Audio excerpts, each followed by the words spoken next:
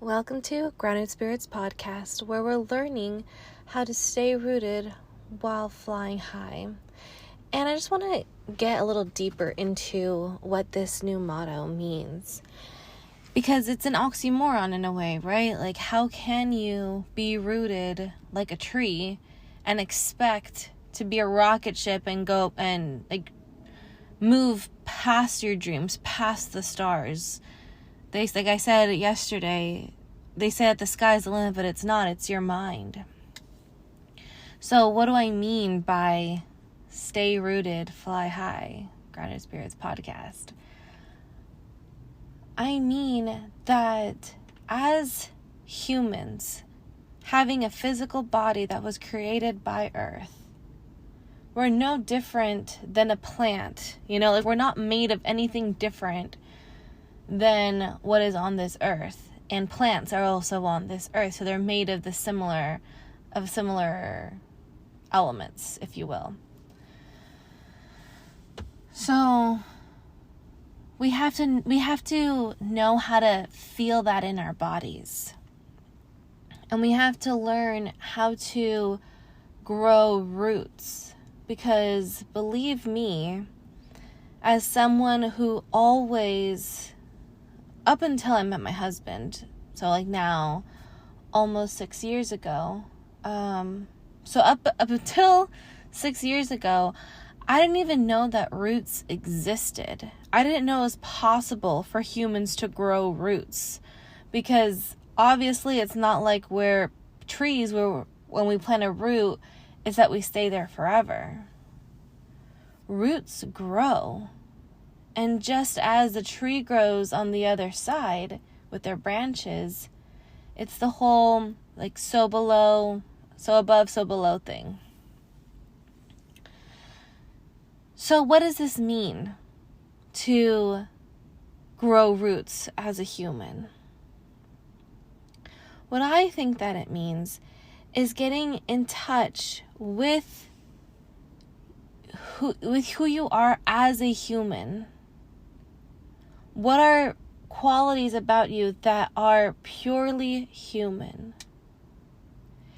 And where are your values within that? And that's why they are called roots, just like a tree, to help you stay there.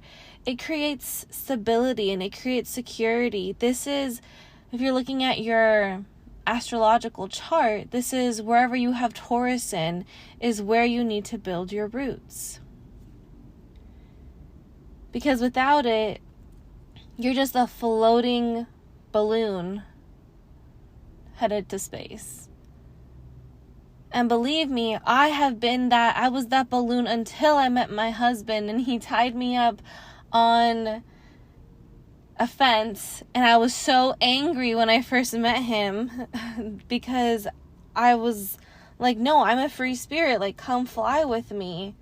Why are you going to hold me down? I was so confused. But now, almost 6 years later, I'm so grateful that he taught me what it means to grow roots. What it means to find security, within each other as husband and wife. But he taught me how to grow roots within myself, how to have self-love, and that's the only way I can put it, is security. You just know that you have your own back and you trust yourself and you're grateful for yourself. It's the whole, fuck everybody, I just want to be me kind of thing. But by growing your roots, you're getting more in touch of who that is. So that's why I say that, yes, it's the body with the human side, but it's also the soul, which is the divine side. And that's a little of what Grounded Spirits is too, is how can we learn to be truly human and truly divine? And we do this in part by grounding.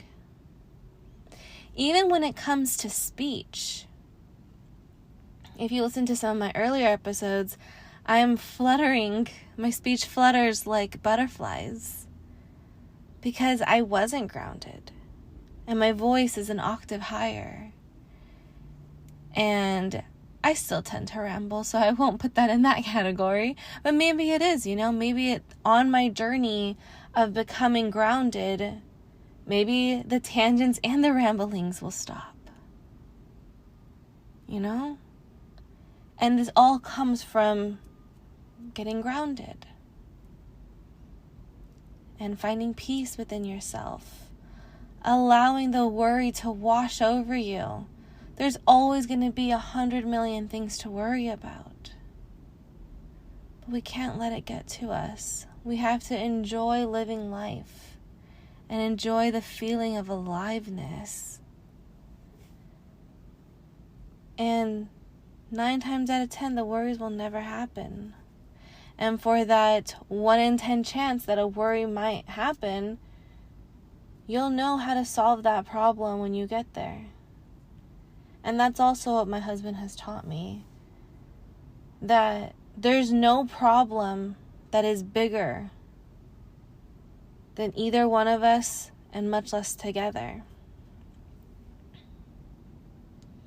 And so it's about having that team and building each other up for sure, and the support and all of that. But I also want to say that by loving him, he makes me feel more whole by myself.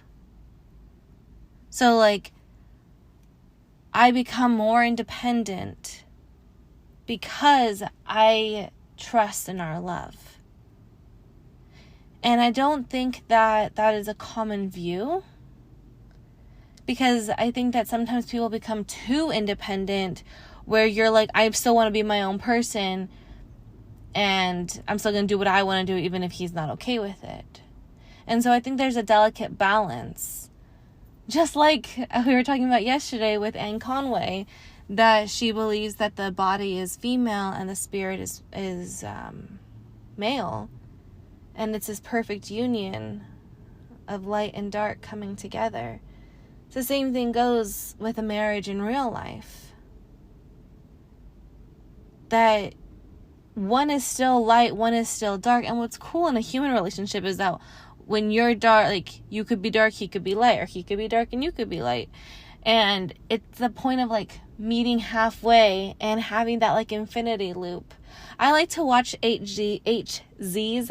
You just plug that into YouTube, and there's all of these beautiful ones. And there's one that it was this infinity sign, but instead of it being the normal 8, it was these 2 S's forming together to create the infinity sign. And it was so cool because they would both start at the center and they would make their way opposite sides, and then they would be so far away from each other on the points of each side of the infinity sign, so far from the center where they're connected. And they always found their way back. That's the point of the infinity. You can go as far as you want, travel as far as you want. You're always going to find your way back because that's your soulmate. And I would go as far as to say that even twin flames or false twin flames, you may still be stuck in that loop. And even if you think that they're out of your life, if you're still in that infinity, they could still make their way back. And that's not necessarily a good thing. That's not necessarily, it could be. It could be great, maybe you guys needed that time. Maybe taking separate paths allowed you to see new things so that you can come together.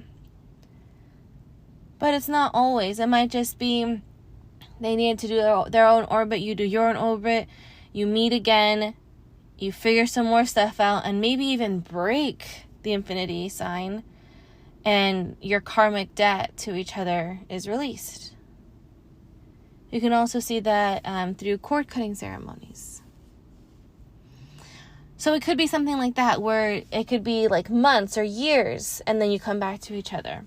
Or it could be like my husband and I, where we each have our own separate days, but we always come back together at night. And it's like that. It's still a cycle, but it's a day-to-day cycle instead of a year or months.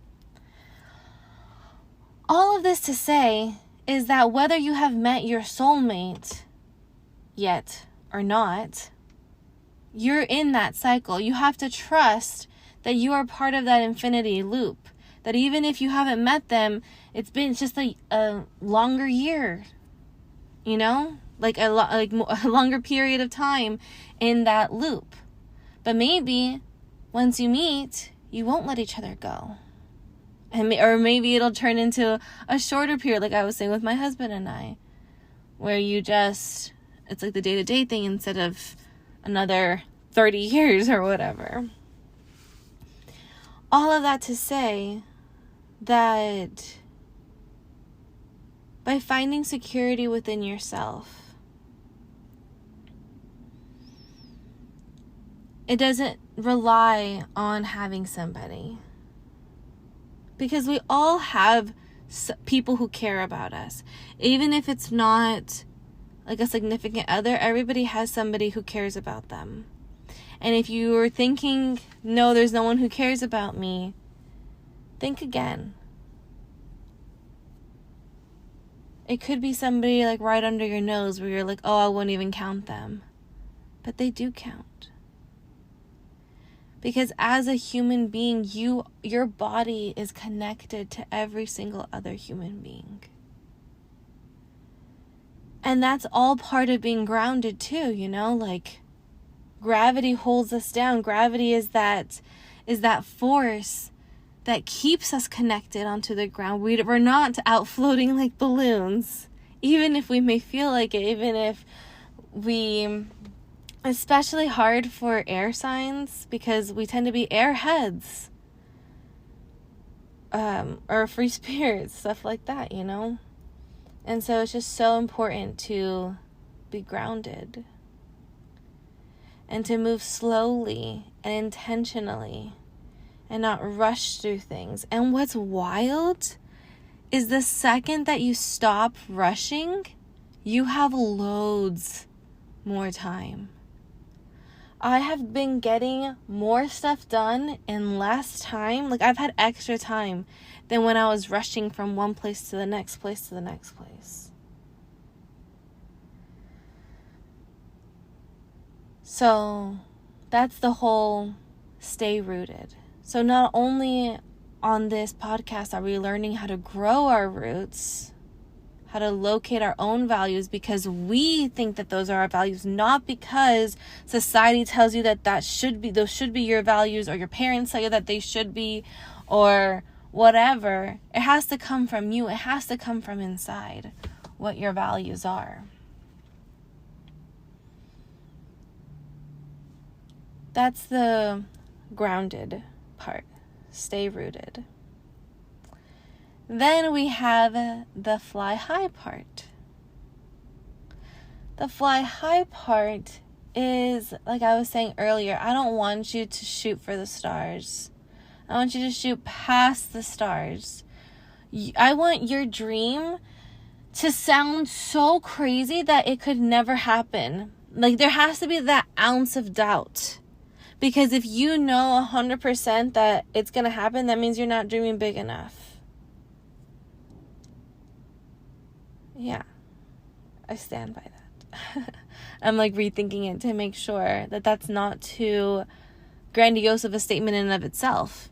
And it's not. You have to believe that you are in the big leagues. Even if you're a nobody, you have to believe it. And then little by little, you'll start to see the world make the path for you. It's like, it literally feels as if mountains are moving out of your path to make sure that you can achieve your dreams. And little by little, day by day, the universe reveals more of its plan to you. And that's another one. The more that you can let go and allow that plan to happen, the faster that it happens. If you're trying to control every little bit of it, it's not going to happen. You have to give it room to breathe. So fly high is the part of being an ex-airhead or free spirit. I still love that part of myself, you know?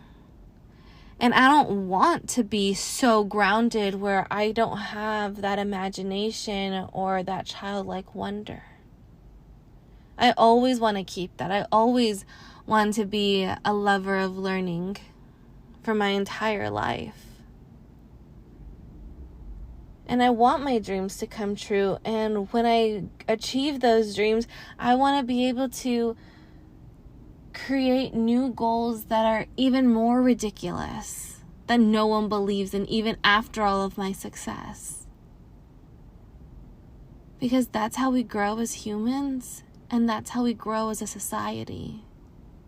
Imagine if every single person had the gall that Jeff Bezos or Elon Musk have.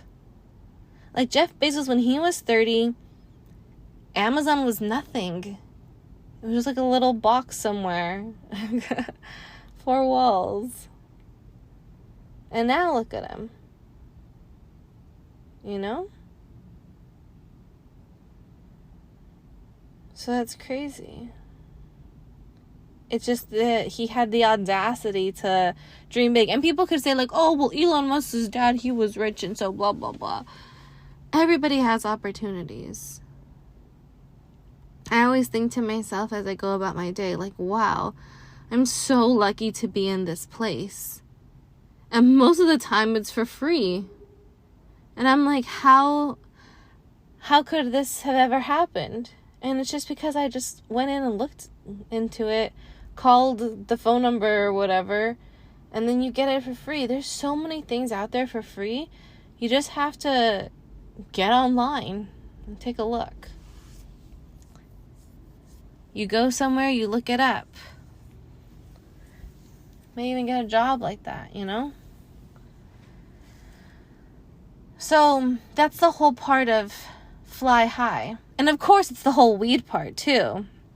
That with the grounded stuff, like smoking really helped me, especially like it needed to be like fresh flower. When you smoke fresh flower out of a bong, like chef's kiss.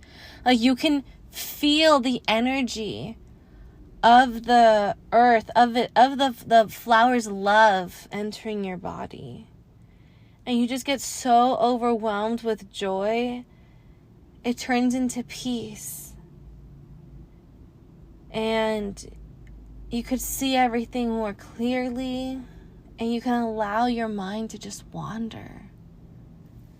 And when do we ever really have a chance to let our minds just wander? We don't. For the most part. And so that's why it was like the perfect combination for grounded spirits, you know? Because it's something that's of the earth, of the ground, that allows you to get high, you know? Like high, to be able to fly like a spirit, to be able to allow your mind to wander and to soar the astral field. And it's magical. Because you get to see things in a whole new way. You get to zoom out and zoom in.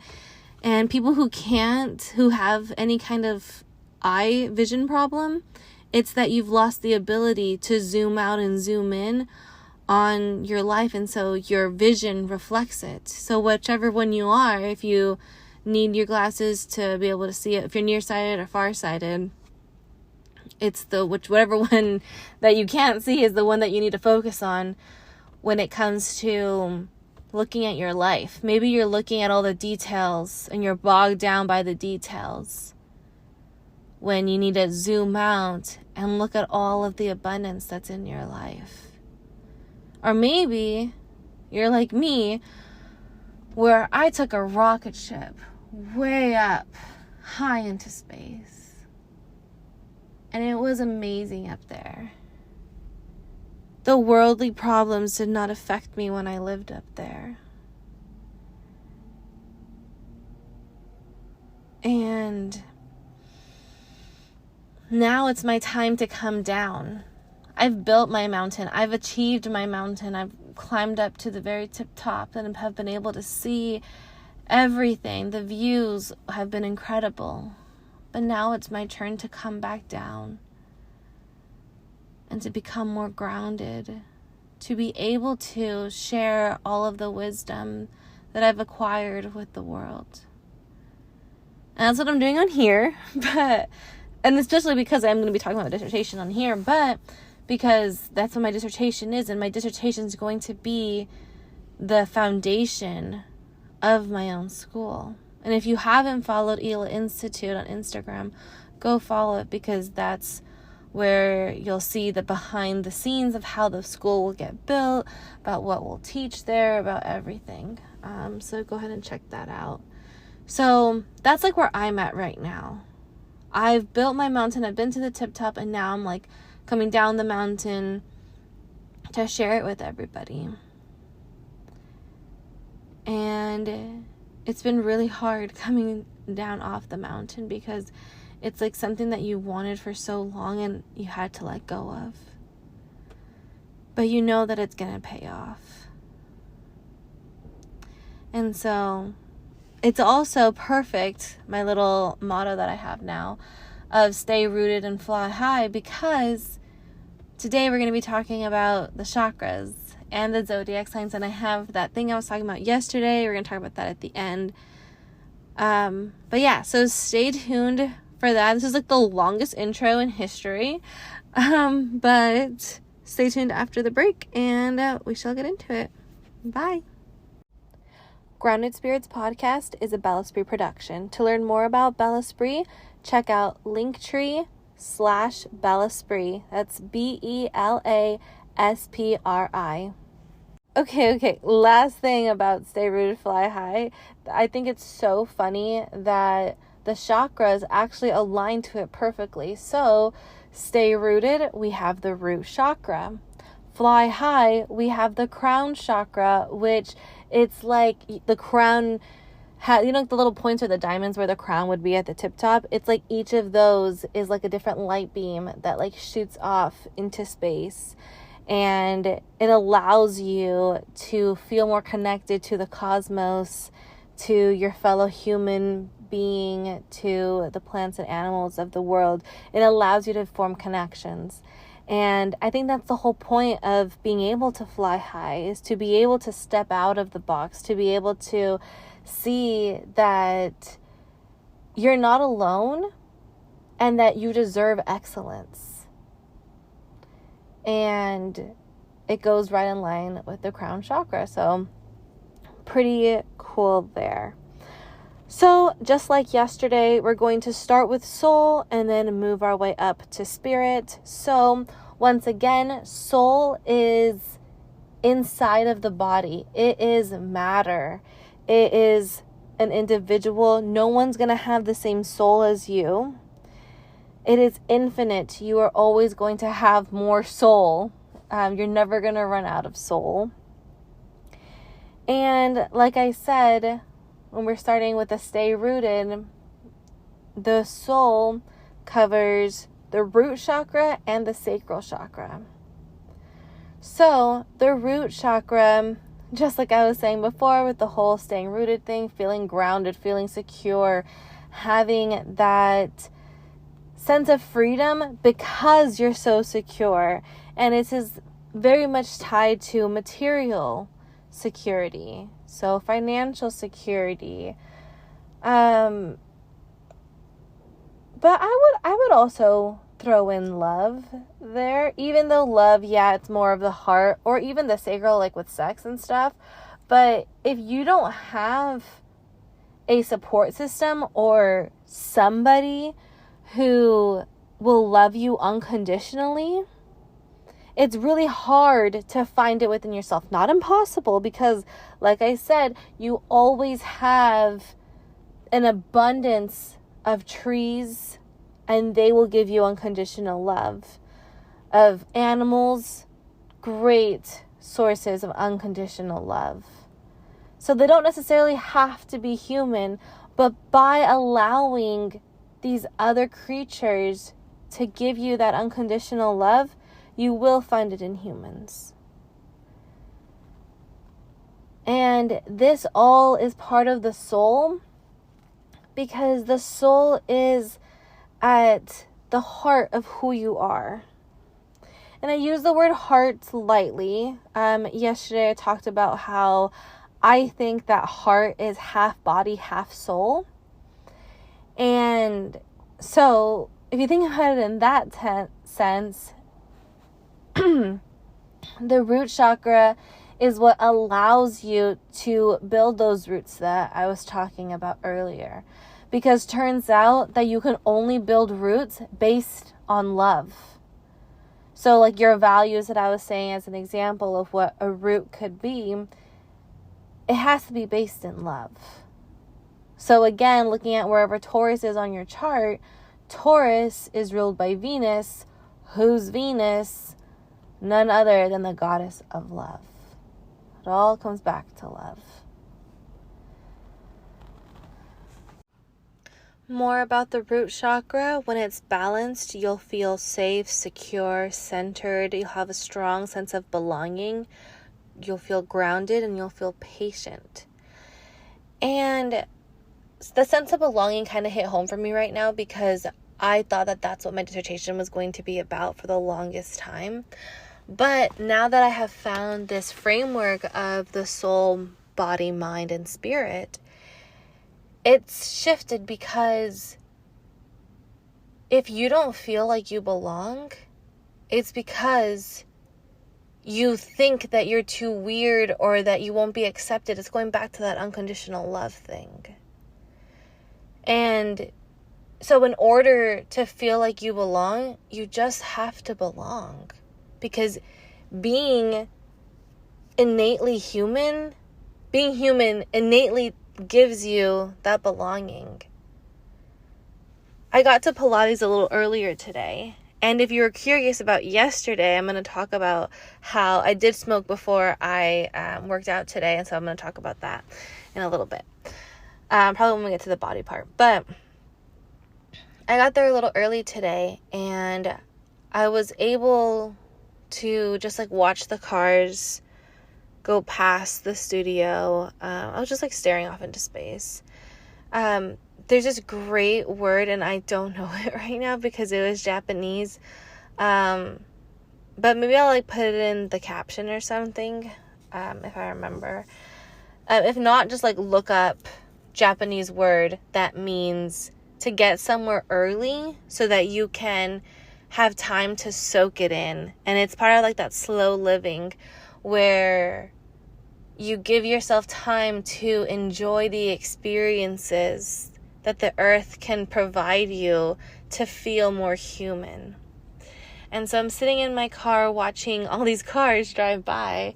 And then honestly, the first thing, I'm listening on my audiobook, The Once and Future King. So it's about King Arthur. And he actually, Athena shows up in the book. Hecate shows up in the book too. I thought that was really cool. But Athena shows up, and she makes him, she like morphs him in a way where every 2 million years is in a second. And the whole idea is that the rocks are alive, that mountains are alive, but they move so slowly that humans can't perceive them at all. And then he gets to meet with the trees. The trees were actually first. And then the same thing. He's like, oh, I thought trees were dead. But it turns out that they just move slower. And that when you hear a noise, typically it's a tree. But they go so low that they're very difficult to hear. So then he was able to like speed up so he could talk to the trees. And it was so cool because like the vibes that an oak tree gives off is how the oak tree talked in the book. So I thought that was like marvelous. But of course I always get off on my tangents. That in my book, that the mountains, I forgot it. But the point is that the mountains, they move slowly, but they do move, and they do do the things that you need to them. Oh no, I don't know what I was saying. Completely lost it. So we're just going to go back to what the root chakra meant. So having a strong sense of belonging. Oh, just that everything belongs. So you wouldn't be here if you didn't belong. And so maybe you're just moving too quickly or too slowly. And that was actually part of like me coming off the mountain, like I was saying earlier. I've had to learn how to slow down, because sometimes when I would speak, people wouldn't even understand me or take the time to listen to what I was saying, because I was speaking so fast, because I was in that like hyper mode 24/7. And it's kind of like that movie Clock Stoppers. It's like a 2000s film where they move too fast, and then it, like, the thing was unstable, and so then they're moving extra fast that like they can't even like see their friends or hang out with anybody. I feel like that's kind of how I felt, where I was just moving insanely fast, where no one could get on my level. And so it's about slowing down and taking in every experience and savoring it. And that's what I have realized that has connected me to my soul and has allowed me to start building my roots. And it's by connecting to that root chakra. So what I would imagine is a red glowing light come out of my backside. And it could be your butt, but it could also just be like the bottom of your tailbone, which is what I typically would think of it as. But just like somewhere where you feel safe like that. And then you picture the center of the earth and you attach the other bit of red light to that part. And so wherever you're going, if you're driving, oh, that's what I was saying. So I was sitting in my car listening to the audiobook, hearing about how we're all connected with the rocks and the plants and animals. And I'm sitting there thinking, like, isn't it so marvelous how, oh, that's what I was saying, that my first thought was all the cars that were parked around me, like, hey, it really is like cars, like maybe they could actually like talk to each other, you know, just like based off their vibes, like not actually talk. And then as I'm seeing all these cars, I'm like, hey, like that's more of you, because I was sitting in a car just waiting for my Pilates class to begin. And then it hit me that, this sounds so dumb saying it out loud now that it's like here to say it out loud, but it's true. I was like, those are all individual human beings that are in a car just like me, that we are so close to each other, yet so far, because there's no way for us to interact, even though we're only a few hundred yards apart. And that's when it hit me too, that being human means that you are the same but different than every other human being. And that's why we feel like we don't belong, because we focus on the differences. But if we focused on the similarities, then we would see that we just naturally belong because we're human. And then it also made me think about when I was listening to King Arthur's youth adventures, that if mountains are moving at 2 million years a second, and if the earth is alive, then climate change isn't real. And actually, even saying climate change, like, it's like humans have the audacity to believe that we have that much control over the earth. Oh, but Laura, what about everybody like polluting the earth and being so mean to the earth? The earth is just a body, just like our bodies, right? And so, yeah, humans are a sickness to earth, but it's not in the way that you think. Anne Conway was alive in the 1600s. In her writing, she said the same thinking as Thanos. If there were less people, there would be less problems. I looked it up. Only 500 million people were alive in 1600. We have 14 times that today. What does this mean? That the earth is built to have many inhabitants. But the earth is a body, and just like when you look in the mirror and don't like the parts about yourself, the earth is doing that, and we're feeding off of that energy. That the earth doesn't, like, we're the fat that we're the cellulite that hangs off of the earth's body. And so the earth has to love us just like we have to love our bodies. But it's really hard to love the ugly parts of your body. And so what can we do as tiny cells of the earth's body? We can love it. And by giving it love, we receive unconditional love back. And the more that humans start to love the earth and actually be responsible for our job as humans of taking care of plants and animals, then the earth will love us again. And we'll go back into harmony. We don't even need to think about, climate change, let's develop this, let's develop that. That's us thinking with our minds. We need to be thinking with our hearts. And like I said earlier, your heart is half soul, half body. And that's how we're going to get security. And that's how we're going to balance our root chakra. Moving on to the sacral chakra after the break. Alright, so the sacral chakra is also part of the soul because the sacral chakra is about creativity. It's about that sexual energy. The sexual energy, where does it come from? From inside of the body. That's why sex is so important, is because everyone can feel your spirit on the outside.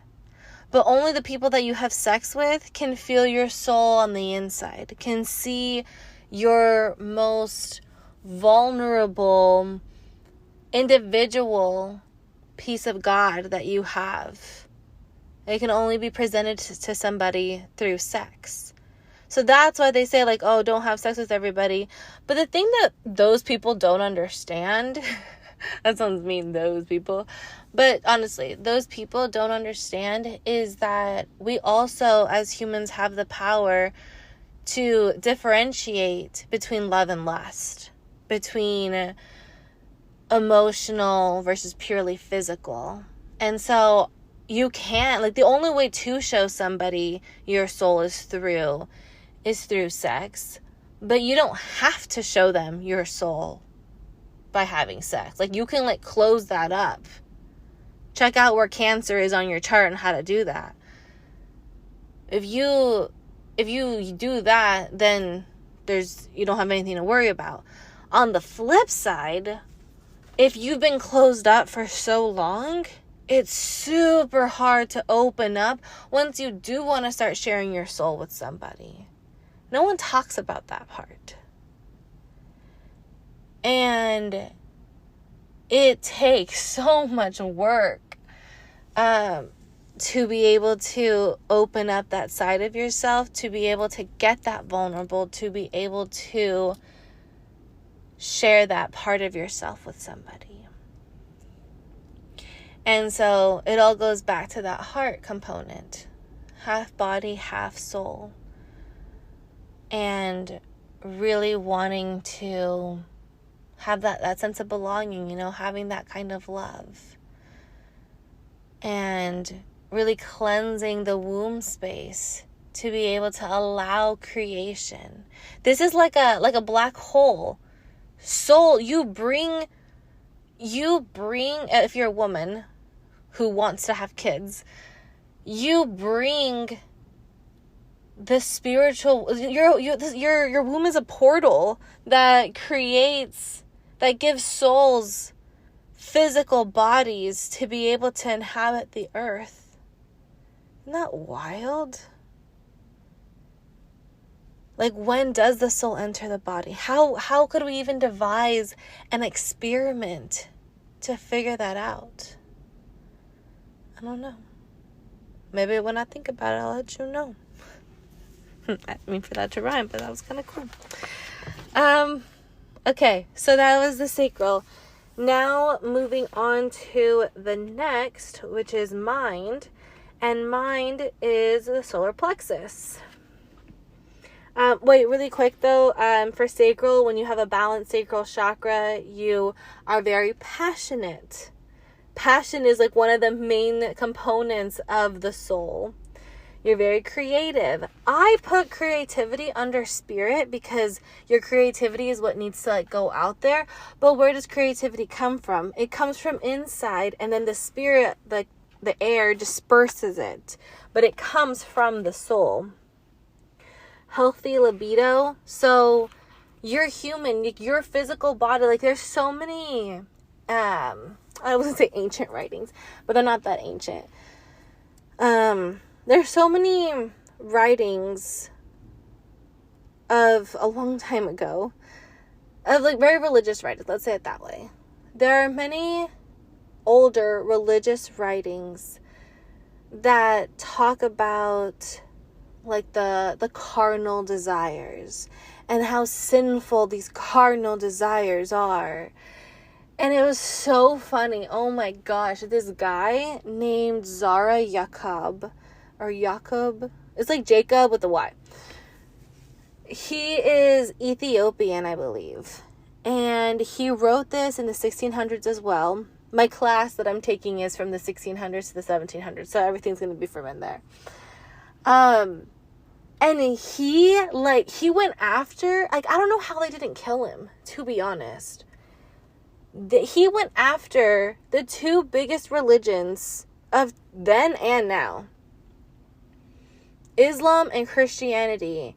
And he was like, how dare they tell you not to fast, to not eat? Because by not eating, you are abstaining from God's gifts. Like, how dare you abstain from God's gifts? God didn't tell you to fast. The only reason why you're fasting is because you think that you're going to be less horny. He actually uses the words like carnal desires, but less horny. That's the only reason why people would fast, because they thought that if they denied themselves the carnal desire of food, then that the other carnal desires would also cease to exist and they wouldn't be so fucking horny.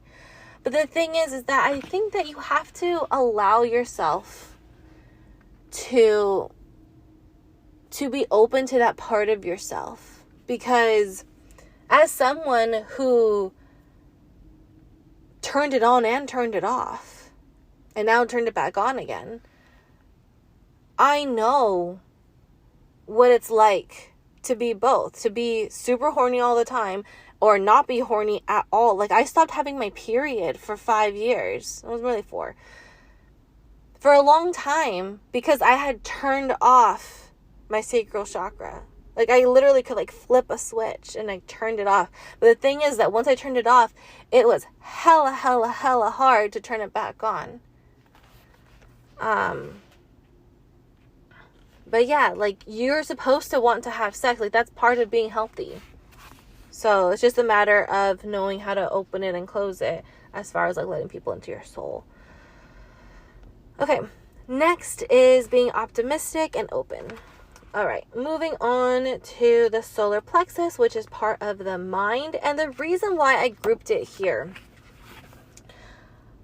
I said that the solar plexus is where your like confidence comes in. I'm reading how the balance.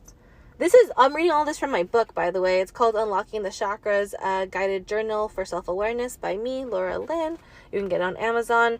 Right now, the only one that I have up is the black and white one, because it's supposed to be in color, you know, like the chakras, it's supposed to be colorful, but to do color on Amazon is so expensive, where you would be paying like $30 for like this tiny little flip book journal, where it's not worth it just to have it in color. If it is, let me know and I'll put it up. But right now, I think this book is like $13, maybe $15. So like half the price or less than half the price, and you get all the information. It's just not colorful, so it's a little sad, but here it is. Okay, so balanced solar plexus is being confident, feeling in charge, easygoing, ambitious, joyful, optimistic. And so all of these really feed into the mind or the ego. So an overactive one would be power hungry, domineering, perfectionist, critical. Having it blocked would be powerless, inferiority complex, or pessimistic. And you know how they say like you have to listen to your gut, like your gut has a second brain? So like that's why I kind of also associated it with the mind, because your mind is something that is non-matter, non-infinite, yet it has this inferiority complex most of the time. And that's why your mind, yesterday I was talking about taking like control of your life by sitting in the driver's seat of your life. And the thing is that your mind is the one that's sitting there right now. For like 9 times out of 10, if you grew up in America and weren't given any other worldviews, you have an American worldview, 9 times out of 10, you're going to have your ego be in the driver's seat. And it's really hard for us Westerners to let go of that and to allow the soul or the body or the spirit to be in control and take on that driver's seat. So that's like what this whole thing is about. My dissertation is about, or even understanding the differences between soul, mind, body, and spirit. It's to be able to integrate them so that we don't have this problem, so that we can easily jump into the driver's seat depending on what situation we need to. Yesterday, I used the example of Inside Out, where they're all on the panel and then they just get to pick and choose who is the one that's in charge. So yeah, like this is like how I see the mind. Like if it's blocked, you have that inferiority complex, you feel powerless, you feel very pessimistic. Or if you are like very much about the mind, then you're a business person, or like, I'm thinking about like lawyers or doctors, someone who's like, or like someone like a stockbroker or somebody who's like all about their career. They're just like workaholics and they just need that win. They have to work hard to make partner, or they have to work hard in their residency to become a doctor, you know, like whatever it is, that it's like that you need to do that grind. And what I've been learning through this slow living is that you don't need to grind. Like I was saying earlier, the slower that I work, the more that gets done. And that sounds counterintuitive, but a long time ago I mentioned Bob Proctor's meditation on YouTube, which you can just look it up, Bob Proctor meditation. It's an abundance meditation. He says it too, and I never understood what he meant when he would say that. He would always say that you have to slow down to speed up. And I was like, that makes no sense. But now that I'm living it, I'm like, oh my gosh, that makes so much sense. And that's the whole thing about the mind, is that we need things to make sense for it to be like, okay, yeah, I'm going to drive there.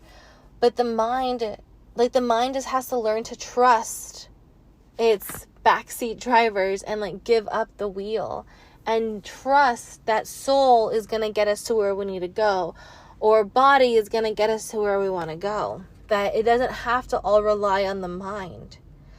But the thing is that it does. At the end of the day, it does all rely on the mind, because when you have to go to the bathroom or when you're hungry, your stomach or your bladder can't force you to go to the bathroom. The only thing that's going to change your mind is your mind. Once your mind decides, oh yeah, let's go to the bathroom. You have to go? Okay, yeah, let's go. It's only the mind. Nothing. It's not the soul. The soul can't feel like that. The soul feels energies that come from deep inside other bodies' energies. And that includes this car, for instance, or a plant, or obviously a human being. That's where I was talking about. So yeah, so that's why I said solar plexus for the mind. Next, we have the heart chakra.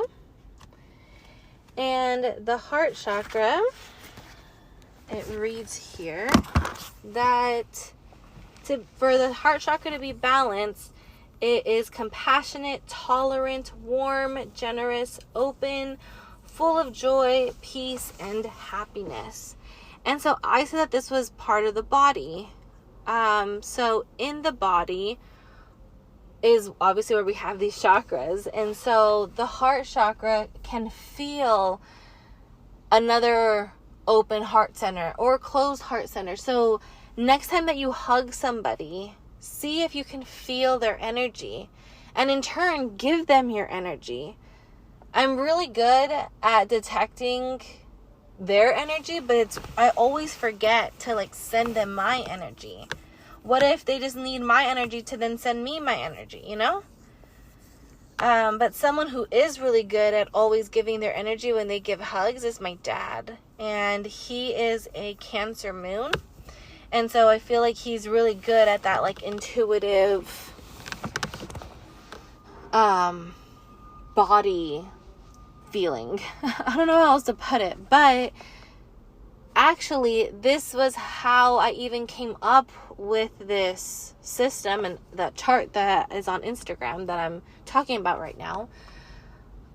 It's at Grounded Spirits. But I read this post that said that the sun is the soul and the moon is the body. And so it would make sense that your moon sign is your body. So me being a Sagittarius moon means that my body is just like how I'm a Leo sun, so that's what my spirit gives off. My body is Sagittarius, and me being the multidimensional person that I am and gets seen on my chart, just like how you are too, you know? I only see it as one part of me, but my Sagittarius moon is my body. I hope that makes sense. I don't know how else to explain it. But that's that. So the whole point is that your body is the only one that can feel.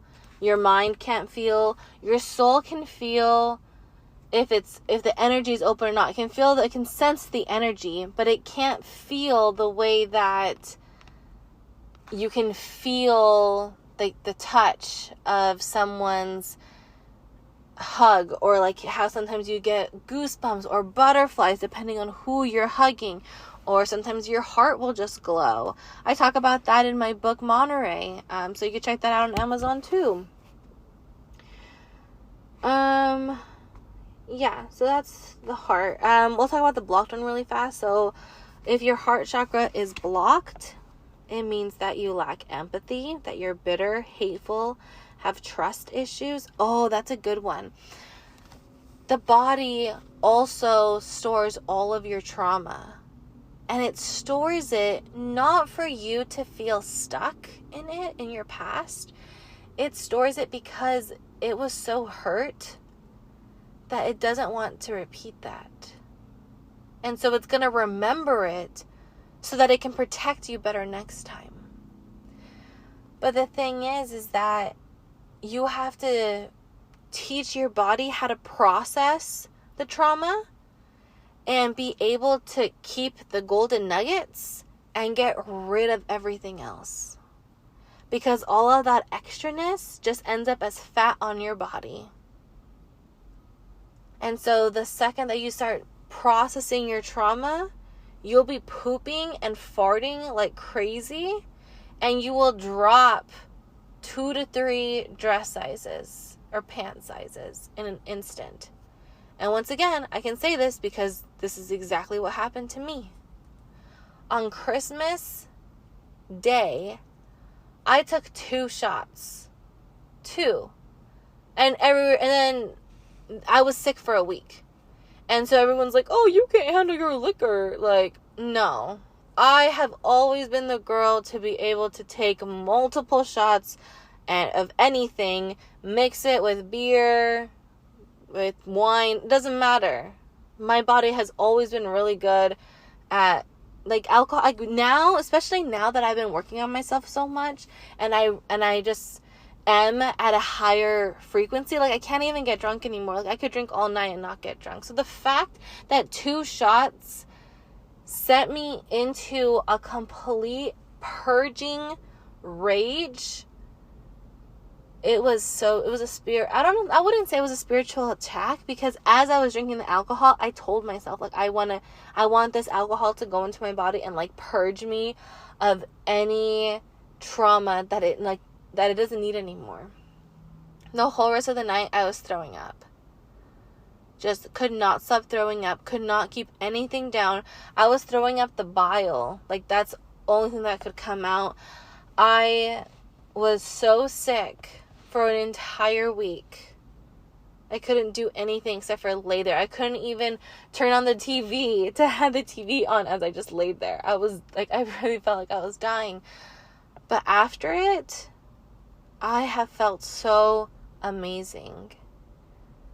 And everything that I said, like, yes, I've been pooping a lot and been farting a lot, but I have been losing weight like crazy. And my husband is so shocked because I haven't been going to the gym, haven't been eating any different. The weight's just like literally just slipping off.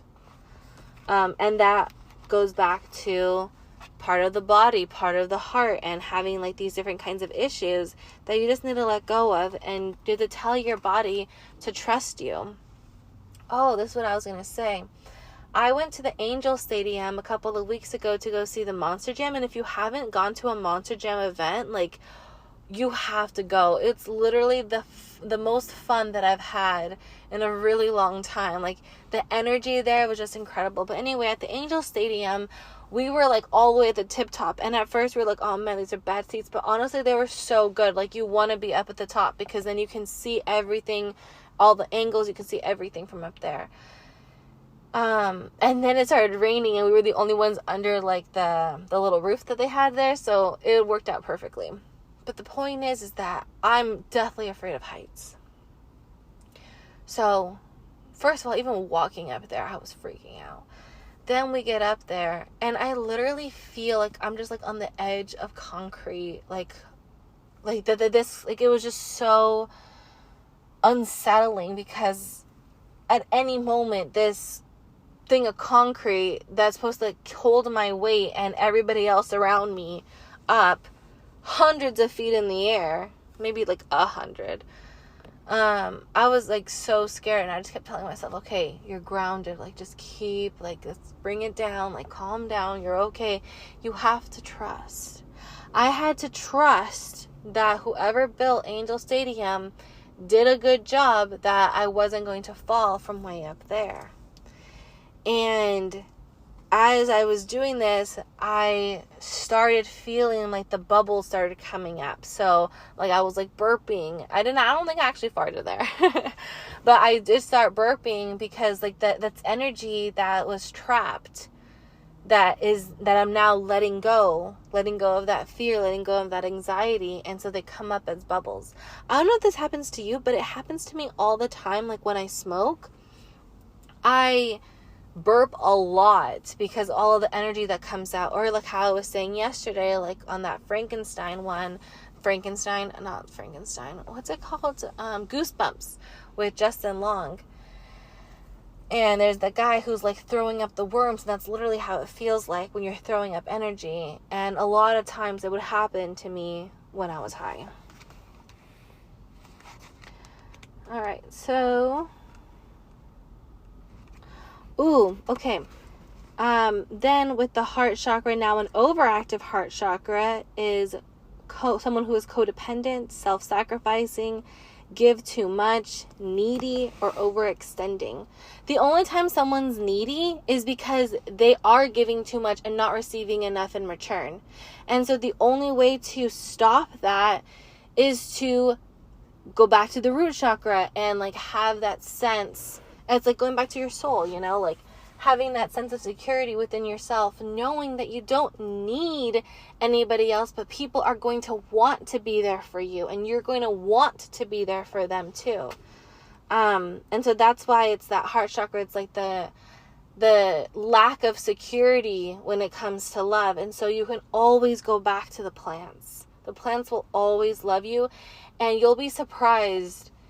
Even if you live in the concrete jungles of New York, you will find plants that will want to love you and that you can talk to. And I know that sounds weird, but just try it. Talk to a plant, hug a tree. So, I read this paper from someone who presented at a conference, but she's in my class. And so she sent me her paper, and it was about the Irish Druids and how St. Patrick was able to convert them to Christianity. And it's true. Like, some of my dissertation is focusing on like power dynamics. Like, how can we get more people to recognize that they have a soul and that there's more than meets the eye of this mysterious world? And basically her paper was saying that he just brought Jesus in and was like, hey, human sacrifice isn't okay. Because, and this is like where the whole self-sacrificing thing comes in, people used to believe that's why they needed virgins. Because like I said, if you have sex with somebody, you could be opening yourself up for them to see your soul. So they would kill virgins because their soul has never been seen. And so they would cut the heart open. It would be a sacrifice, because sacrificing is the only way that the soul can come out, the inorganic way for the soul to come out. Because the soul is supposed to come out through the mind, through the body, through the spirit. But if you don't go through these channels, your self-sacrifice would be to cut the heart open and to allow the soul to come out in order to use that energy to bless the people. Isn't that crazy to think about? And so now, like, fast forward to modern day, it's kind of the same thing, where people feel like they have to sacrifice for their family, for their kids, for their partner, for whoever, that they have to sacrifice and do things that they don't want to do, but they have to make the sacrifice because that's what's important. Like, I think that's like, I don't want to be rude, so I'm not going to say that. But it's like a very much age of Pisces thing. And it's like, wake up. We're in the age of Aquarius now. We need to step into our power and learn to shine. And honestly, like, fuck sacrificing, because there is a time and a place, and I am aware of that. Obviously, you're going to have to... Actually, I can't even get behind that. I don't believe that there is anything in the world that you should be forced to do. If you don't want to do it, you shouldn't do it. And I feel like there might be some backlash on that, but I'm honestly trying to think that they're, like, even like cleaning your house or like cleaning the toilet, like, you should want to do those things because you don't want to live in a pigsty, because you want to be able to live in luxury for your own, like, sense of well-being. So no, like, I don't think that there's under any circumstance that you're gonna need to sacrifice, People may be saying, well, what about school? Isn't that kind of a sacrifice? Because you have to spend a lot of money, put a lot of time, put a lot of effort in order to get something good. So you have to sacrifice your well-being for a few years in order to gain something in the future. And to that, I say no, that it shouldn't be a sacrifice. If you hate school, don't go to school. Only go to school if you actually see the value in it and actually are there to learn. Because if you're just there to get a piece of paper so that you can show it to an employer so that you could maybe earn a few bucks, it's not worth it. It is not worth the sacrifice. It is not worth the student loans. It is not worth it. Only go to school if you genuinely love what you're doing there. If you're, like, honestly, I suggest this to absolutely anybody. When it's time to register for classes, read the entire catalog. I don't care about your major. I don't care about whatever. Read the entire catalog and find the classes that are most interesting to you. And if you do this, and obviously you have to take like the GEs, but so in those, like, oh, you have to take a GE, you have to take this class. So what if I hate the class? You have to find the part that is going to be useful to you.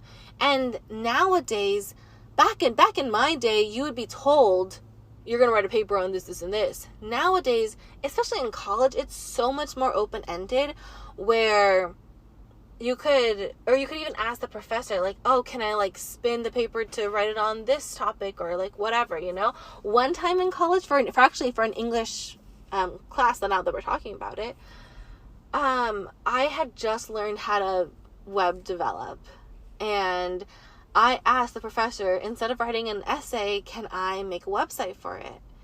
And she's like, yeah, like it's going to be a 5-page paper. So just have 5 different 5 different pages on your website. And for sure. And so I built it out. It was really cool. And then I ended up using that as part of my portfolio for when I got a job or something. Like, make sure that everything that you do is going to be worth it, that you could use it for something else. Even the papers that I'm writing now at the graduate level, I'm always thinking like, I'm going to write this either to publish it, to present at a conference, to be able to do something with it. And I feel like that is where like sacrifice wouldn't be a part of it anymore, because it's just you being you. Like me making that website, that was just me being me, like learning more about the skill that I wanted to get into. And that I've honestly earned so much money from that one skill of building websites. And so yeah, like I'm really trying to think of any time that it might be okay to sacrifice. And there's honestly never a good time to sacrifice. So, I mean, hit me up in my DMs, Grounded Spirits, on Instagram if you think I'm wrong. But I think I'm going to stand by that. That there's never time to sacrifice. If you think that you need to, then there has to be another way around it. Or you could always see like the good in whatever the thing is that you like you feel that you have to do, quote unquote, and see like how you can make the most out of it to be able to suit your specific needs. Next in the body, we have the throat chakra. The throat chakra is when it's balanced, it is confident in its expression. It is a clear communicator. It is trustworthy. So the person is trustworthy, calm, and honest. If they are blocked, they can't express the self or speak out for others. They feel misunderstood, they're a people pleaser, and they're very secretive. Sheesh, I feel like I'm called out because mine had been blocked for years. And honestly, I still feel like it's a little bit on the blocked side, but it's getting better. Overactive is loud, arrogant, critical, aggressive, impatient, lack listening skills, and an overactive mind.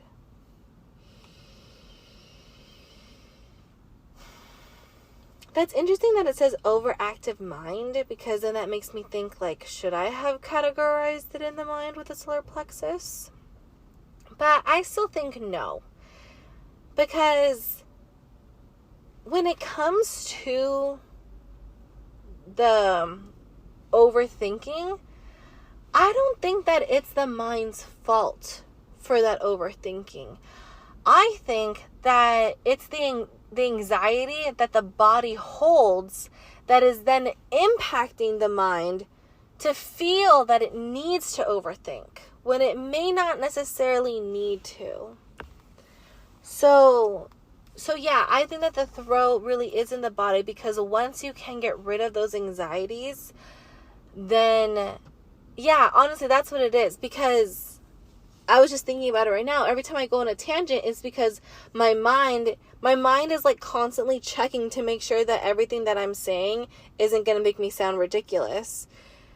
And so my mind's always like fact checking me. But if my mind just trusted my body, it would allow me to speak without worrying about what I was going to say.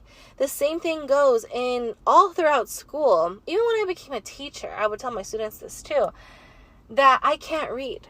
I can't read out loud because I always fumble over my words. But it's because my mind, or the best way to explain this is in human resources with the little mosquitoes. It's also in Big Mouth, I think. The little mosquitoes that like come into the little kids' ears. They're always here just like super anxious. And like, oh no, you're gonna mess up. You've been reading too well. Like a mistake is gonna have to show up. And then of course I do. And then I get embarrassed and then I'm just don't want to read anymore. But if I could just get that voice out of my head, and the only way to get that voice out of my head is by calming the body and taking care of the body and loving the body, then the mind would be able to relax and allow the body to speak and trust that it would speak. And that's why when the throat chakra is balanced, it's trustworthy. Moving to the blocked, when you have too much energy, and I would feel it all the time in my throat. I would feel when the energy would come out of it. It was so blocked. Where I couldn't express myself. I always felt misunderstood. Everything people would say that I was yelling, and I'm like, how am I yelling? Like, I'm calm. Like, I'm not even upset or anything. And they would get mad at me saying that I was yelling, and I was like, what? Like, I was so confused. And then, yeah, the people pleasing that, like, the second that you're able to grow those roots that I was saying earlier and, like, really find your values, you're gonna find that you can't sit back and say nothing. And it's so interesting because these last couple of weeks, I keep feeling like I have to say that when I reach out to someone or do say something. I feel like I have to apologize and say, I just felt like I couldn't sit back and say nothing. I felt like I had to say something. And like using those words indicates growth, indicates that I'm at a point where something that I may have let slide before, I can't sit back and do nothing anymore. I have to be able to speak out. And yeah, that all comes from the body. So if you want to become a better speaker, you have to process the trauma that your body stores. Whether that's through massage, through listening to those HZs, those frequencies that I was telling you about on YouTube. Whatever you need to do, you need to regulate your nervous system. And I know that people say that all the time, and like, what does that even mean? And I couldn't, the definition would be that you're moving from the fight or flight response down, like back to normal, because a lot of us don't even have like a baseline. We just live in the fight or flight. So like coming back down, and a lot of it could be kind of like what I was saying at the beginning about like coming down the mountain. She'll be coming around the mountain when she comes. Well, that's around the mountain, not down the mountain. Okay. It could be that, where you don't have to live in this survival mode anymore. That was something that I would tell myself a lot, especially when we were moving out of Redlands. I was like, I'm done living in survival mode. I'm ready to thrive. And I would just keep repeating I kept repeating it to myself. That, yeah, I'm ready to thrive. And so I feel like that is what has helped me bring my nervous system back down. That allows me to be able to speak more clearly than I did before. And if you don't believe me, you can go back and listen to them, because some of them are pretty bad. But even through the ones that are pretty bad, like, I've always gotten like praise for them because of what I'm actually saying. So that should also be like I don't know, I keep saying indicator today, or an indication, but it should be an indication to you of the whole thing, like, start before you're ready. That if I hadn't started this podcast whenever I did, I wouldn't have more than 100 episodes, you know? So I think that it all comes together, and just keep showing up and stay consistent. But yeah, a lot of it with the heart and throat chakra, it comes down to loving your body, taking care of your body, listening to your body. That's like a big, big, big one. All right, and now we are on to spirit. So with spirit, I said it was the third eye and the crown chakra. So the third eye balance is imaginative, intuitive, clear thoughts and vision, faithful. So what this means is that your spirit, like, this is like your vibe. Like, when you're balanced, like, your vibe is clear. Like, people, like, want to come to you because you have this je ne sais quoi. You have that it factor. That's what comes from here. Whereas when you're blocked, you have poor judgment, you lack focus, you have poor imagination, can't see beyond the physical. And this is like very much trapped or stuck energy. So if you are feeling trapped or stuck, look at how to balance your third eye. You can pick up this book. I have there's like a bunch of different questions and activities and a bunch of stuff for you to do to balance it. But you can also just look it up online, you know? Just put in how to balance third eye, and then it'll come up. Overactive would be nightmares, delusions, hallucinations, overactive mind, again, and obsessive behavior. So this is more of you bringing, if you have an overactive third eye, it could be that you are battling your demons, that you are getting into some nasty energy, and it really is just you needing to let go, because the second you let go, your demons will leave you alone and they will turn into your henchmen. And then that's exactly what spirit is, you know? Spirit is what lives outside of the body. It's that energy, it's that aura, it's that vibe. I don't know how else to describe it to you, but it's that frequency. The whole law of attraction is based on spirit, which lives outside of the body. It's kind of like these like little ropes that you're able to just like shoot off and like grab whatever you want.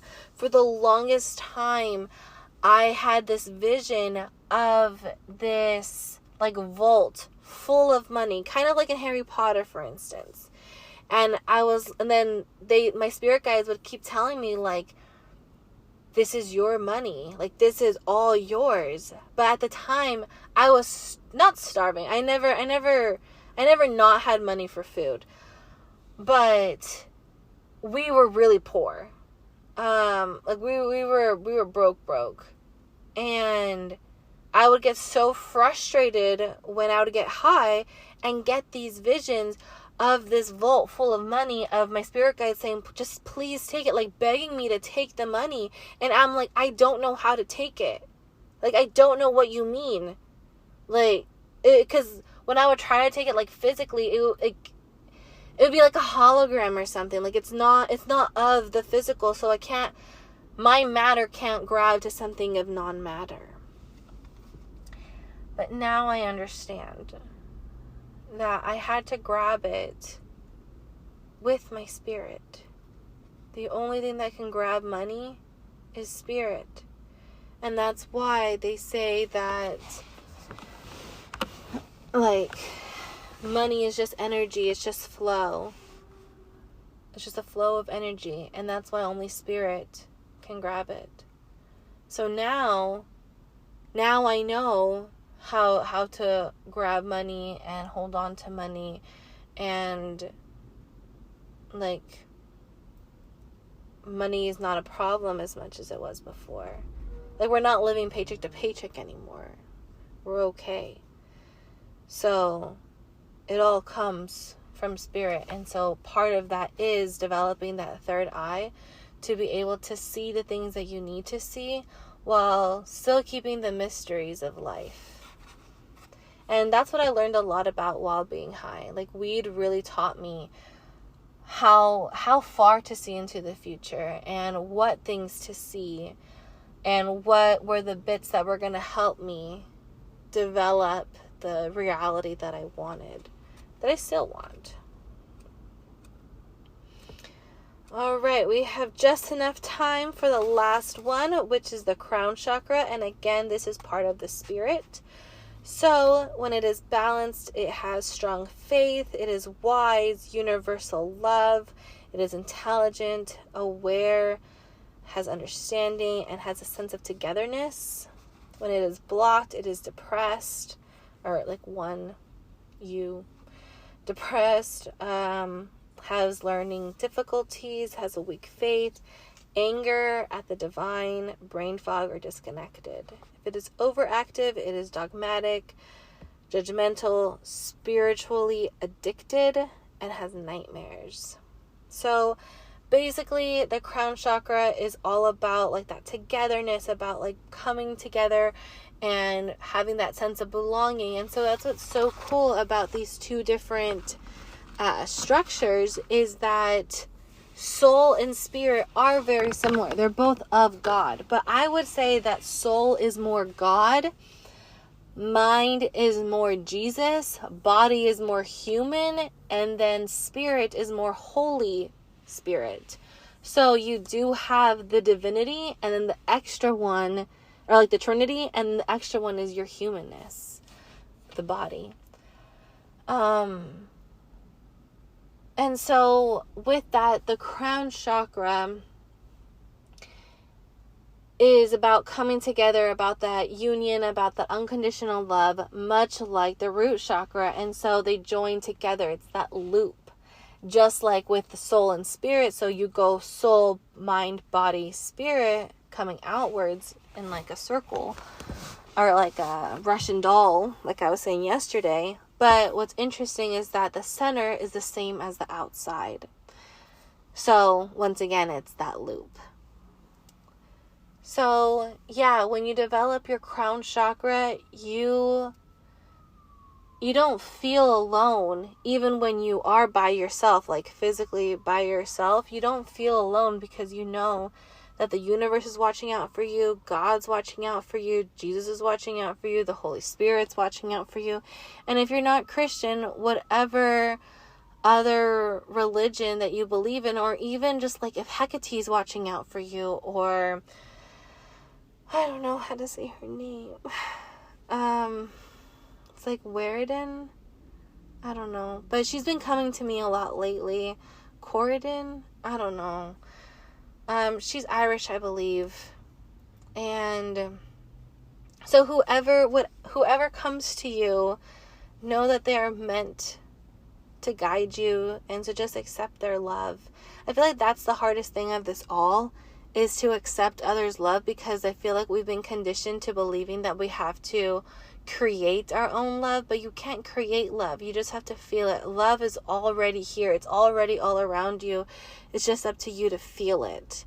And I think that is part of what I'm aiming to do by studying how to integrate the soul, mind, body, and spirit so that they can all trust each other and love each other and cease the war within. It all comes back to love. That's how you build your roots, and that's how you're able to fly so high. Like, love is the fuel that is going to fuel your rocket ship to go off past the stars. So with that, grounded spirits, I say to stay rooted and to fly high. And this episode is already so long. I was really trying to keep it under half an hour, and obviously we went way over that. And so I do apologize, but tomorrow for sure we will talk about the zodiacs and about the calendar and how spectacular it is, how everything really comes together depending on your mindset and how your mind is the projector of the world. So that will be tomorrow. If not tomorrow, then very, very soon. So I will see you all then. Bye, everybody.